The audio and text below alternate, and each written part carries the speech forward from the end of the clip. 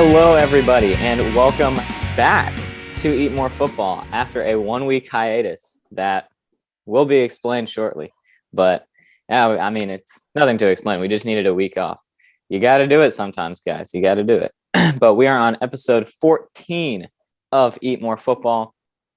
Lots of stuff happened this week. Chaos in college football. Upsets left and right, and almost upsets that would have shaken up stuff even more.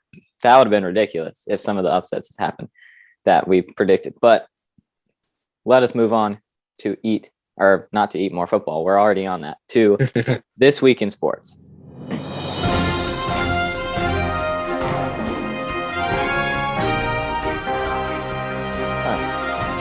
This Week in Sports, not the happiest of events. The shooting at the University of Virginia. 3 players were killed, which that's awful. I mean, that should not happen at all, right? I think we can all agree on that.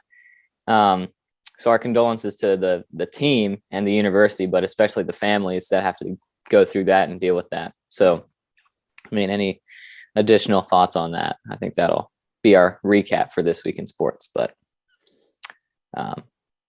Craig, you're usually good at this stuff. Any thoughts on that? Yeah, it's thankfully as a coach, I never had to go through anything like that. But I do know one of the coaches on staff at Virginia, not well, I know his dad better than him. Taylor Lamb is the quarterback's coach there. And I cannot imagine what the staff's going through right now. Just prayers for those young men on the team and those coaches and the former coaches that, either coached them in high school and their families. Just an awful, senseless act that happened, and we don't know all the details, but it just never should have happened. We're praying for them. Mm-hmm. For sure. All right. Turn the tables. Now let the air lift. This is what college football is all about, trying to get away from all the garbage that's going on in the world. That's how college football should be. Just get away from all the stuff that's going on in the world and have fun in football. So let us move on to Week 12 recap. Craig, you're decked out today. What happened? What significant event happened yesterday that you could be decked out for? UCF played a team from up north called the Naval Academy, and also known as Navy, the Goats, the midshipmen. And it was a big point spread. I think it was a 15.5, maybe, when the game started. And the midshipmen went in there and won.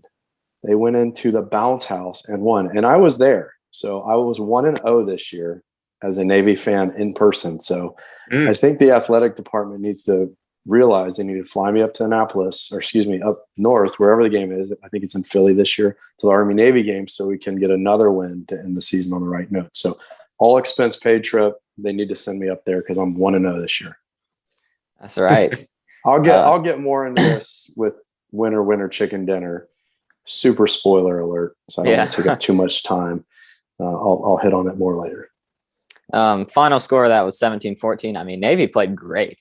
Getting the ball right at the start of the game, Niumatalolo choosing to get the ball, that's a pretty gutsy move, especially at home when you're 15.5 point dogs.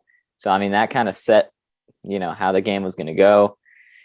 Great defense by Navy. I mean, UCF has had one of the best, if not the best, offense in the American. And Navy found a way to somehow defend that, because Navy's defense is not good, as we've seen many times. And apparently UCF can't defend the option, which we now know, because I saw half the plays Navy was running, it was the same 2 things over and over again. And I'm like, UCF, if you can't defend that, that's pretty sad. So, yeah, it was that drive you're talking about where they got the ball and kind of scored that was the first time they had scored on their first drive of the game this season. That's terrible. It's they have not been good. 3-7 before this game. So the fact that number 17 in the AP, number 20 college football playoff, UCF, let them come into their house and beat them, not a good look for Mr. Malzahn and his Gus bus. Mm-hmm. How loud was it there, Craig? On a scale of 1 to 10, I guess. 1 to Alabama or 1 to LSU or something LSU. Like that. Probably a 5. I mean, it only seats about 45,000, and it was actually for an 11 o'clock kick. It was actually pretty full once the first quarter got rolling. I was surprised. I think it was loud for some of the players on the field, but it wasn't the loudest environment I've ever experienced. So, but they show up pretty good for UCF. Cool. All right. Next, I'm not going to talk about this too much because I don't want to, because I'm dead inside. Vanderbilt upsets Florida at Vanderbilt, but we literally had a home field advantage. I mean, if you see the pictures, it was all Florida fans. Like the entire stadium was filled up with Florida fans. It was like Florida and speckled black. I mean, we played like garbage. Final score 31-24. Probably our worst game all season. I mean, in all honesty, it was not good. Play calling was bad. It was very bad. We could not run the ball. I think we had like 68 yards rushing, maybe in the first half. I don't even think it was that much. But, I mean, and here's a stat. I think it was like when Florida runs for 200 yards or more, they win every game. And then when they don't rush that much, they lose every game. And here's one of those cases where we did not rush for that many and we lost. So I'm not going to talk about it too much. Hopefully we can get momentum for Florida State. I don't even know. Those FSU people are going to kill me. I have a couple FSU friends and it's not good. It's not pretty. So anyways, all right. Number 3, Michigan struggles against Illinois 19-17. Not a good showing. Very bad. Struggle win. Yes. But Blake Corum is injured. And that's a big loss for Michigan. I'm not sure if he's going to be out next game versus Ohio State. It looked rough. Looked like a knee injury. Oof. Yeah. So, yeah, that's not going to be good for Michigan going into Ohio State. So, I don't know. Is there a controversial, I didn't see the game, but I read some things, a controversial review at the end that allowed Michigan to get the field goal late or something? I think there was a lot of people complaining on social media. So it's like a conspiracy theory that the Big Ten wants Michigan and Ohio State to whatever. But there's always controversy. Yeah. But somehow Michigan keeps winning. Yeah, I don't know. A win is a win. Even but Illinois is good though. Like they are definitely good. They're not Vanderbilt, right? So it's the Big Ten boss hog, Brett Bielema. Yeah, Illinois. Yeah, Big Ten boss hog. All right. Number 4, TCU survives versus Baylor on a last-minute field goal. Final score 29-28. I mean, you should have seen the players. They were like time was ticking down. It was, I think, maybe 20 seconds, and they were scrambling, no huddle, just to get the field goal on, and they made it right down the middle. Crazy, crazy, crazy. I don't think there's a team that there are better teams than TCU. You can argue if they should be in the top 4, but I don't think there's a team that knows how to figure out how to win football games better than TCU this year. Yeah, like they just find a way to win every single week, and it's not pretty, but they do it. Yeah, definitely. Consistency. They're very consistent in that fact. They just win. So they're still undefeated. As of right now, number 4 in the playoff poll. It's 120 at the time of recording, so AP hasn't come out yet. We're a little early, but all right. Boss Hog, he had yes, sir. He had himself a yes sir day somehow. 42-27 against the 14 ranked Ole Miss Rebs. How? Like that doesn't even make sense. I understand. Okay. Michigan struggles against Illinois. That always happens. Like even with Ohio State, they struggled against Maryland, but we're not going to cover that. Navy upsets UCF. That happened last year. It makes sense. Vanderbilt upsets Florida. It's bad, but it still makes sense. This just doesn't make sense. Arkansas is not good, and Ole Miss is pretty good, but Ole Miss has no defense officially. Like it is now like, yeah. Official. Yeah. So, I think Lane Kiffin left his heart in Auburn, I guess, on Saturday night. Yeah, seriously. Yeah. Oof. There's no way he goes to Auburn, right? I don't think so. Like I could see it. I don't know. I think he Why would he move? I think if he moved to another SEC school in the same division, he is stupid. Like, because that's just the worst decision ever. And it's all for the money. But he's doing so well at Ole Miss. He has no reason to leave. Like, he's only been there for what, 3 years or something? Like 4? Probably slash his tires or something. Yeah, seriously. My goodness. But all right. And then the marquee game from last night. South Carolina blasts Tennessee. Oh, destroyed, pummeled, killed, murdered. Yeah, he had a shot at Spencer Rattler. 1, 2, 3, 4, 5, 6 touchdowns. He had over 400 yards of offense. He was 30 for 37. Who is that guy? I've never seen that guy play. Who is he? No interceptions. People have been beating up on Tennessee's secondary for a while. This is just atrocious. Yeah. I mean, South Carolina played Tennessee like Tennessee plays everyone else. Yeah. I mean, see that dude get mossed? Oh, yeah. Yes. Yeah, it's ridiculous. I mean, here's the thing. Like, Tennessee, I watched the game the second half, and like they're still talking smack down 30 points. It's like, shut your mouths. You guys go look at the scoreboard, dude. Yeah, seriously. My goodness. But yeah, I saw Josh Heupel was like amongst all the South Carolina fans, and I was like, now you know how it feels. Yeah, he almost didn't make it out there alive. They were like having to knock people over to get him out. I mean, and then Spencer Rattler, like, I don't really care for Spencer Rattler that much, but I felt bad for him. He was like sandwiched on the field after the game, could not get out. Yeah, I was like, this dude's gotta like. They're not letting him leave. Like all the students, he's still on the field right now. Yeah, that's funny. But final score of that was 63-38 at South Carolina, sold out crowd. Since when does South Carolina have an offense? Much less like they don't like a team. Yeah, like I don't even remember a time when South Carolina had the fans were calling for Satterfield, the OC, to be fired this year. And yeah, he puts up 63 against the number 5 team in the country. He'll quiet them for a week, I guess, until seriously. Yeah. But the whole student section was chanting like, "We want Clemson, we want," and I'm like, I mean, but that. Although this game does make the Clemson game a lot more significant, I will say that. Yeah, so I am actually looking forward to that now, even though it's in Death Valley. So, and we'll cover that. Watch South Carolina get blown out next week. Spencer Rattler's going to throw like 3 interceptions. Yeah, he'll be like 12 for 45, 100 yards. Yeah, so bad. Ugh, that'd be bad. All right. So that's it for Week 12 recap. USC UCLA, that was a phenomenal game too. I didn't put it on there, but it was a great game. Back and forth. UCLA apparently has a crowd now. I guess that's the only game they show up for. Yeah, I don't understand that. Yeah, it was very cool. Like, I've never seen the Rose Bowl that packed. Yeah, exactly. Like, it's just UCLA. That's California people. I guess they don't like football except for the Chargers and the Rams or whatever. They don't even like the Chargers. Yeah, in California. Seriously, they like the Warriors.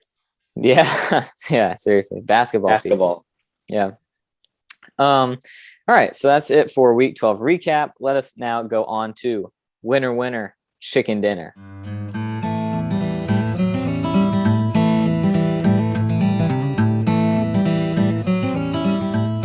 All right, Winner Winner Chicken Dinner. All right, you see I've got the Navy gear on. I was at the game yesterday. So, TJ, cue that music and turn that jukebox on.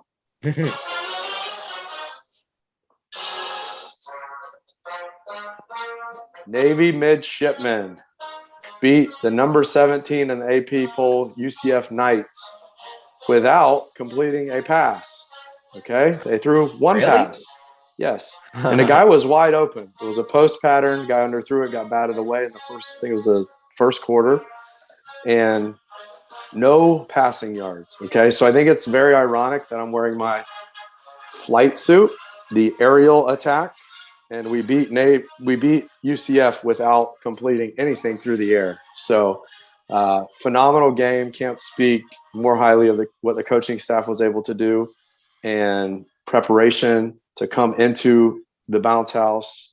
Good UCF team, knocked them off after having such a tough year. Navy was 3-7 coming in this game. So TJ still got the Anchors Away going. So they actually did play Anchors Away, and I'll have a video of on the road from the game. So we'll get that uploaded here at some point.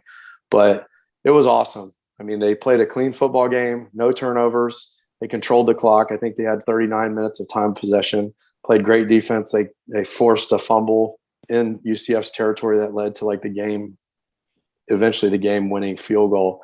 And then just shut them down and just crushed the clock in the fourth quarter. Just kept getting UCF off the field. And they were 4 for 4 on fourth down. So, man, I couldn't be more proud to be a Navy alum. And it was the highlight of my Navy football season that I could go to that game, see them beat UCF in person, and all the UCF fans were sad. So, great. I love it. Funny. Yeah. Right. Oh, yeah. And one more thing. One more thing. No. Hold on. Sorry. I forgot about this. As always, fear the goat. Yeah, fear the goat. Sometimes. Fear the goat sometimes. Sometimes. At least in Orlando, you got to fear the goat. Yeah. All right. No surprises here. I'm going with Spencer Rattler. That he played out of his mind. Yeah. In the entire season, his touchdown to interception ratio, 14 touchdowns, 8 interceptions. He scored 6 touchdowns in one game. That is incredible. Wow. And it's one of those random, like Ryan Garcia was first, and like this is the second coming of Ryan Garcia, where Spencer Rattler just plays out of his mind in South Carolina. 438 yards, 6 touchdowns. And man, what a game. The field storming, that's actually, I'm changing my winner chicken dinner. I'm going with the student section of South Carolina as my winner chicken dinner. Did you see the incredible. The ferns, the bushes are absolutely destroyed. Oh, man. Groundskeeper's nightmare. Yeah. What a game. Highlight of the season. Yeah. Yeah. And it was one of those field stormings where it wasn't lame. Like, because LSU, when they stormed the field against Alabama, I kind of felt a little shortchanged, right?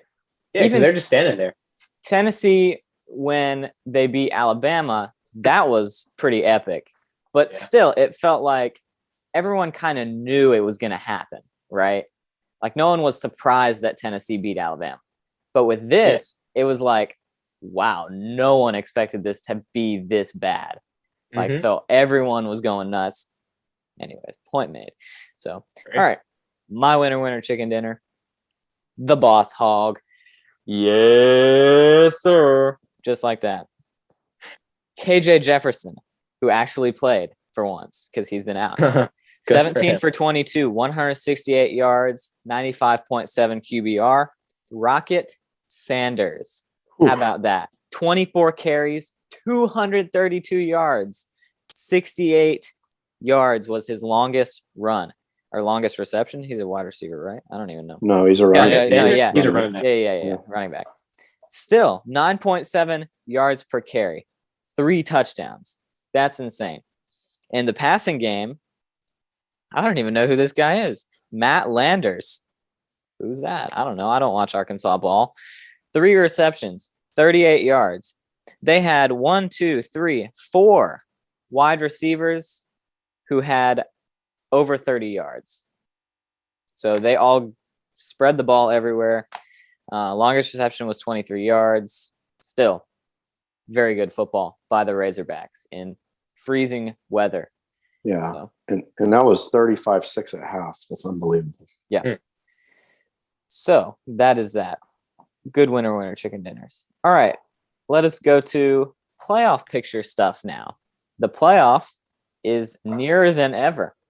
So we're going to go through our playoff picture and where it stands right now, what could happen, what could change. So we'll go through that real quick. I'll start. As of right now, my playoff picture is Georgia, number 1, Ohio State, number 2, TCU, number 3, and Michigan, number 4. Because, in my opinion, as much as I don't like to say it, if Blake Corum's out and Michigan struggles the way they struggled against Illinois, Michigan might lose to Ohio State. That would bump them down 1 in the playoff for me, because I think their schedule is still pretty okay, because everyone below them has like 2 losses. I mean, LSU, they're number 6. They have 2 losses. Tennessee has 2 losses now. Like, no one else really fits in that playoff picture who I can imagine deserving to go to the playoff. I will be rooting for Michigan, though. I'll be rooting for Michigan. So, go blue. So, anyways, who wants to go next? I'll go next. So I did mine a little differently. I didn't do mine who I think is going to make the playoff. I did who the best 4 teams were as of right now, which I'm not sure they'll necessarily make. Number 1, Georgia, of course, even though they didn't play well. And then Ohio State 2, Michigan 3, which is weird because Michigan like squeaked out a low scoring game. Ohio State, it was like a shootout against Maryland. And that was a tight game. And then number 4, I put USC. They played outstanding. Classic Lincoln Riley defense where it didn't exist. But that offense was unstoppable. So I got to put USC at number 4. Interesting. Yeah. I think that's a good pick. You can't deny what Lincoln Riley's doing and what he did at Oklahoma. He's been in the playoffs before, so he knows what it takes. And for me, it's Georgia number 1, undisputed. I don't think anybody can beat Georgia, although they've had a couple games that were close. And like we say, any given Saturday. But number 2, I'm going to give Michigan the nod over Ohio State right now. They beat them last year, right? I think Michigan's got the mental side of it down now. Although they did squeak out a win, they've had a couple ones, but look at Ohio State. That's Big Ten football. That's Big Ten football. Big Ten football. Yeah, that's how it is. Boring, sleepy at times. And I think Ohio State, you watched that game, was it Maryland yesterday? Yeah. And it's back and forth, and it looks like Ohio State doesn't have much defense, so I think Ohio State tends to play more of the high scoring games typically, and try and shoot out with people with CJ Stroud and those guys. Yeah. And then Michigan, I feel like, has a little more beat you inside the tackles. And I think that's going to bode well for Michigan when they go and play Ohio State again. I don't know where the game is, so that's going to factor. Here's a stat. Here's a stat right here. Ohio State is 89-0 when scoring 30 points or more in like the past however many years. Yeah, that's pretty impressive. That's a pretty impressive stat. Yeah. But yes, you are right. If Michigan can play an overall really good football game, because Michigan, I mean, their defense is fantastic. Like, no question about it. And that needs to be the key against Ohio State in the horseshoe.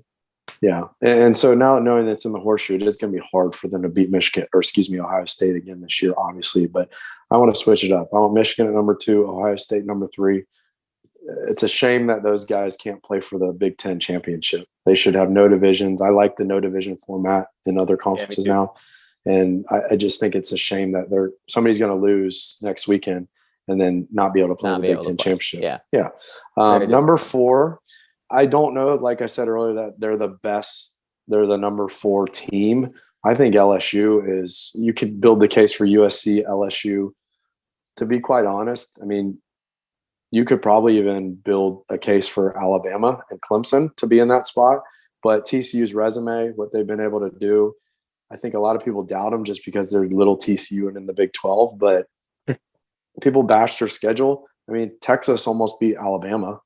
And TCU beat Texas. So, you can't really use that transitive property. But TCU's done what they needed to do. They're undefeated. If they finish the season undefeated, they need to be in the playoff. They certainly are a good football team. And like I said earlier, they know how to win football games. And there's a lot to be said for that mentality. You can't – it's like – it was funny because yesterday in the bounce house, my buddy goes, "Hey, you see the national championship thing? They have the national champs, whatever it was, 2018 or stupid 17. Thing. Yeah. Yeah. But reality of it is they went undefeated that year.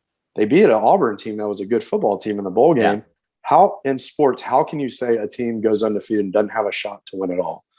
That'd be ridiculous. If a team went 16, 17-0 in the NFL and you're like, they didn't play enough good teams. It's like, if you win all your games, you should have a shot to win the national championship or the championship, in my opinion. So TCU runs the table. They need a shot to get in that playoff. Well, and I say, I mean, if UCF had gotten in a couple years ago, then if they would have lost, then they would have lost. Boom. We just proved your point. What's the harm in putting them in? Right. And I think that's probably people's mentality with the 12-team playoff type situation where it's like, okay, if we're going to put all these teams in, let's say UCF gets into the 12-team playoff, they're probably going to lose anyways. So it's not like it really matters in the grand scheme of things, whether or not you put them in. So, right. In my opinion. And I'm starting to slowly go against the 12-team playoff, to be quite honest with you. I mean, I'm not. As I watch the games now, it's like there are only a few teams that really are capable. I mean, the gap is huge. It's huge. Yeah. Oh, yeah. It's so huge. So anyways, we'll see how that goes. All right. Let us quickly move on to some week 13 picks. Rivalry week is upcoming, the week to watch in college football. So let us quickly move on to that. All right. Week 13 picks, rivalry week.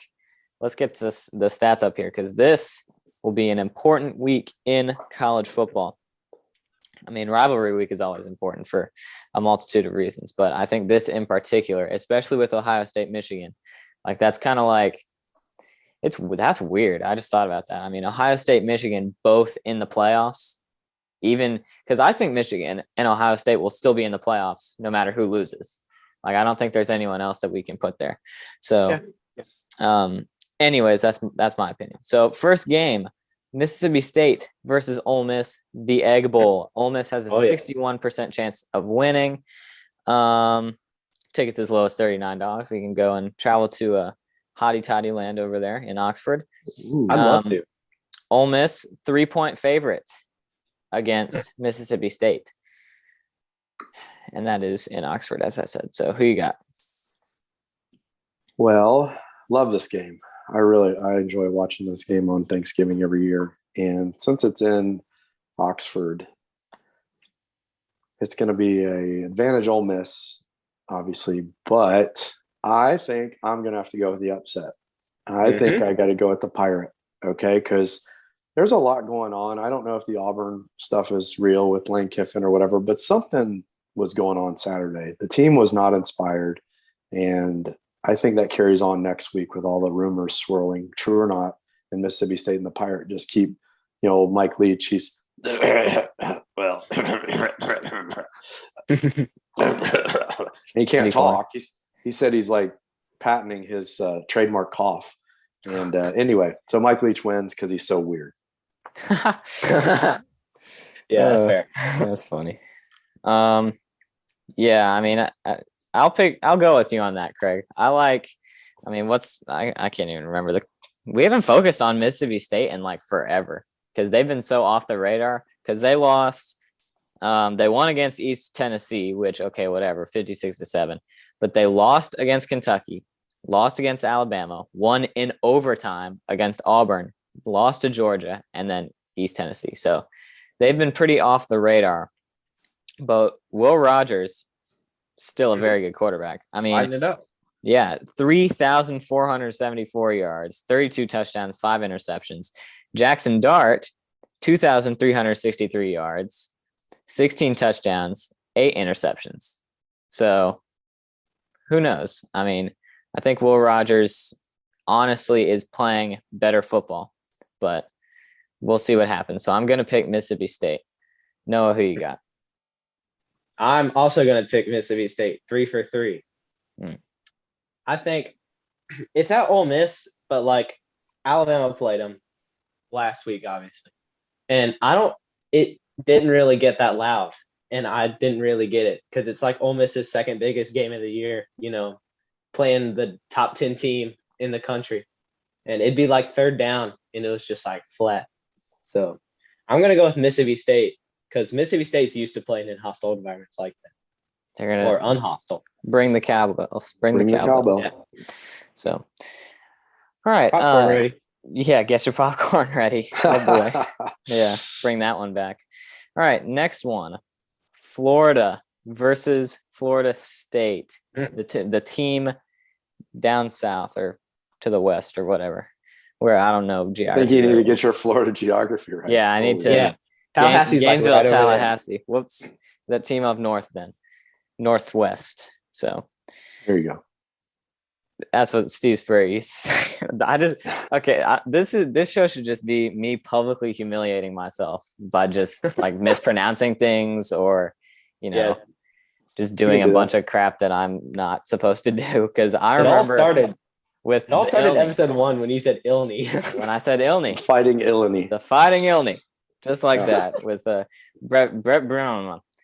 Like Principal, you're going to go down to Principal Shaq Hennessy's office, like seriously. So anyways, Florida State. What do they call this? The battle of the governor's trophy, I think. Oh.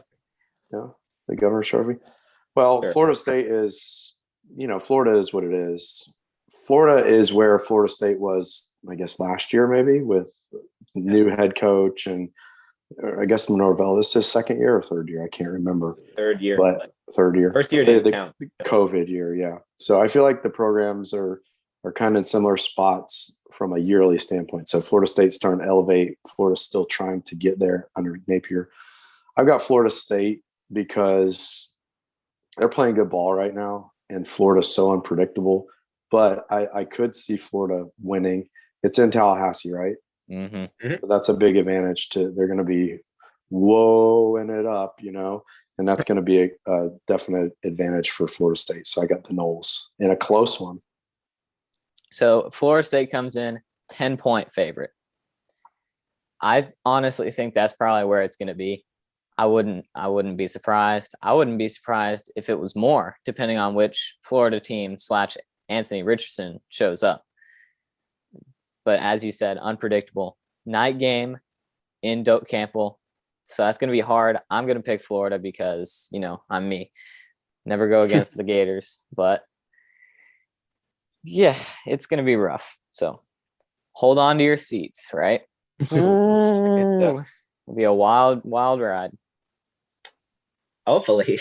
Yeah. Yeah. I'm very jealous because my sister's best friend goes to FSU, and they're both going to go to this game. And it's like they're going to sit in the student section, and I'm very jealous. But I'm going to go with Florida State. I think Florida State will win by 17 plus. Florida is just I don't even know what Florida is. They're an anomaly of nature. 17 plus. Hold on. Yeah.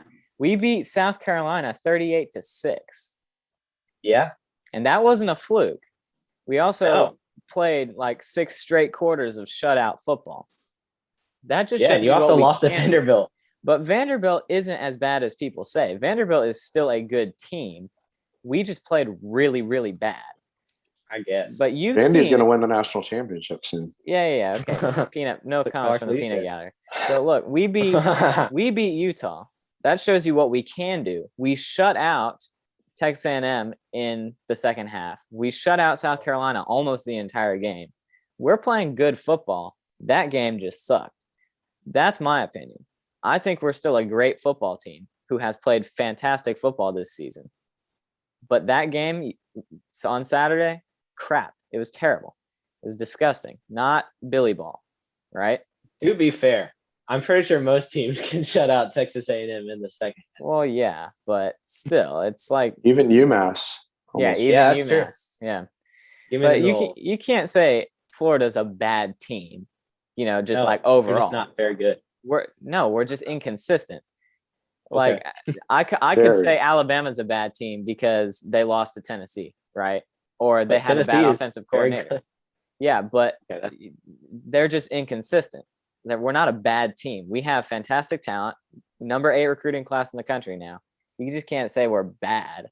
Like UMass is bad. Texas A&M is bad. They're bad. Like no consistency, not even anything. Florida's just inconsistent because 7-5 is not a bad team. That's not the record of a bad team, in my opinion. That's my rant on. I think you're both wrong. I think it's gonna be closer than 10. To be honest with you, I can't underestimate the in-state battle. Yeah, I mean, those guys know each other. You could be right, but I think it's gonna be within 10, under 10 points. Yeah, this is no Alabama-Auburn game where Alabama typically blows out the other opponent. This is always. That's not true either. That's not true either. Well, last year, at Bryant-Denny. Auburn was terrible last year. At Bryant-Denny, I'm talking about. Alabama always wins at Bryant-Denny. Almost. But needless to say, I don't think you can call Florida a bad team because we've won 7 games. That's not a record of a bad team. So that's my rant. Put the Alabama fan in his place. TGIF. Yeah, TGIF. We need to bring that back. All right, Michigan, Ohio State. Big game. Who's got? Who you got? Who's the guy? I talked a little bit about it with the playoffs. Michigan. I'm going with the upset. I'm assuming it's going to be an upset. I didn't see the line, but if it's in the shoe, I'm going to call Michigan to get them 2 years in a row. That's a bold pick, but I'm going with it. Yep. Ohio State's favored by 10, 86% chance of winning. Tickets as low as $288. Whoa. Perfection. All right. Thanks. Sit $288, go sit in 20-degree weathers. No, thank you. Yeah. Seriously. Go blue. That's who I got. Pick the All upset. right. I wonder why. Yeah. Reason. Noah's Yep. turn. I'm going to go with Ohio State. I don't think that they'll cover 10 points because that's a pretty wide margin, especially playing against a solid Michigan team. But it's on the road. The horseshoe gets pretty raucous up there, and it's in the north. So It's a little gotta go chilly. with, as my friend Jacob calls them, the poisonous nuts. Yeah. Have y'all ever, speaking of eat more football, have y'all ever had a Buckeye? One of those Oh, they're great. things? No, I've never had a buck. I love them. They're pretty good. Eat a W. It's like Jameis eat a Winston. W. Jameis Winston. All right. South Carolina versus Clemson. A much bigger game than expected now that South Carolina decided to play well. I'm not sure if that's just a one-game thing or if it brings some consistency. It probably is a one-game thing. But Clemson has an 88% chance of winning in Death Valley. Tickets as low as $125. I don't know why we're saying the ticket prices. I guess that's just a thing now. How big the game is, I guess. The line is 15 in favor of Clemson, obviously. So yeah, I mean, I'm gonna pick. Well, yeah, Craig, you go first. Please stay in order. Or else Yeah, please stay in order. I'll mess up my editing. So I think what Dabo has been able to do. I mean, I saw a stat yesterday. This is their 10th straight 10-win season or something like that at Clemson. That's unbelievable. I mean, I don't care where you are, what conference you're in. 10 wins in 10 years it was something ridiculous. Fact check me on that. People fact check me. It was an unbelievable stat, something like that. So might have been 16 years. I don't know, but it's unbelievable how much they're doing and how they win. And I just don't see South Carolina going in and beating them, mainly because of the Clemson defense. I mean, Clemson's defense giving up 20 points per game. Yeah. I could see Rattler getting rattled, pun intended, and Clemson finding, I mean, I've been in that stadium. That's a tough place to play. I think South Carolina's have trouble coming out of there alive. Yeah, for sure. Clemson. I got Clemson. Yeah. That defense is going to shut them down in Death Valley. That home winning streak, they're going to keep it alive for another game. But I storm the field? No, please don't storm the field. Please, That'd be Clemson. such an L. That's so tacky to storm the field after beating 7-4 South Carolina. So, all right, Noah, who you got? I gotta go with Clemson. I think Spencer Rattler just had a miracle game because he's not been good all season. Hence the Florida game. So, and that stadium's gonna be crazy. Mm-hmm. So, give me the Tigers. Nice. All right. This isn't on the list, but Noah requested it. Alabama-Auburn. Wow, that's an amazing game. Alabama has a 94% chance of winning. The line is literally, oh my gosh, goodness gracious.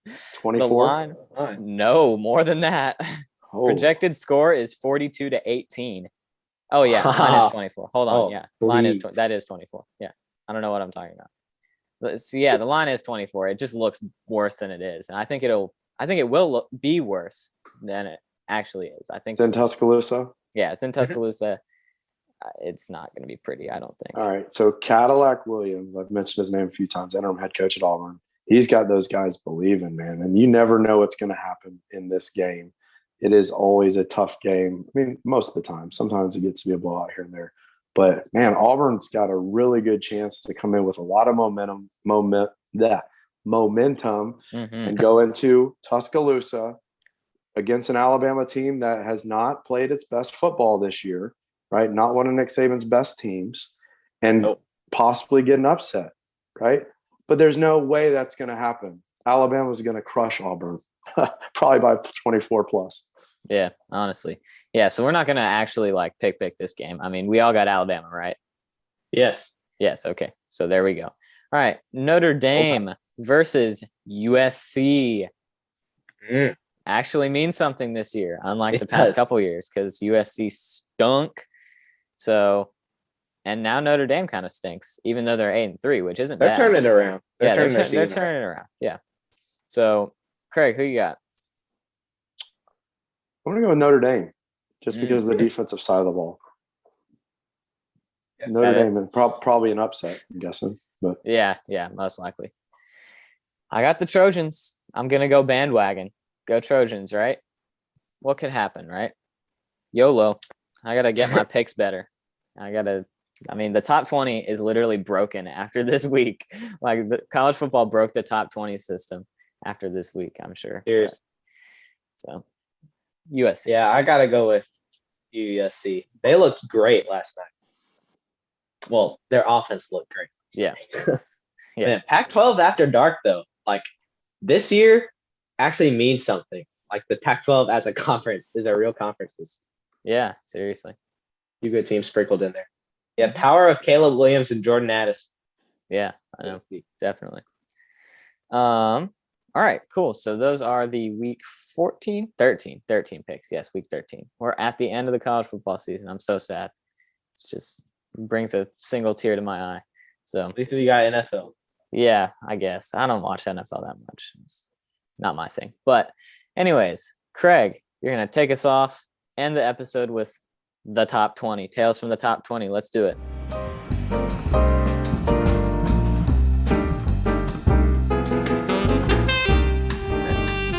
All right, Tales from the top 20 are it was week 12.